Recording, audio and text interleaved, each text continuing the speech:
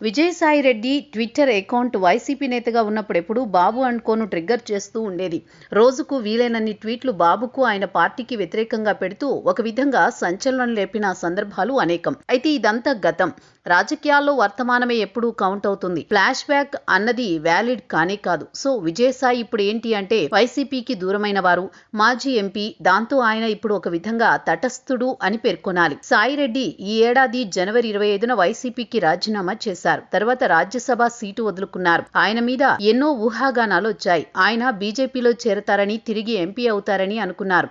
అయితే అవేమీ వర్కౌట్ కాలేదు. ట్విట్టర్ ద్వారా రెగ్యులర్ గా సాయిరెడ్డి చేసే సౌండ్ కూడా అలా సైలెంట్ అయింది.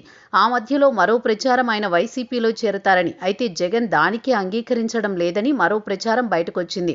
మొత్తానికి సాయిరెడ్డి అయితే ప్రస్తుతానికి రాజకీయ గాలి సోకని వారుగానే ఉన్నారు. విశాఖలో జరిగిన పెట్టుబడుల సదస్సులో ఏకంగా 13 లక్షల కోట్ల రూపాయల మేర పెట్టుబడులకు ఒప్పందాలు కుదిరాయి.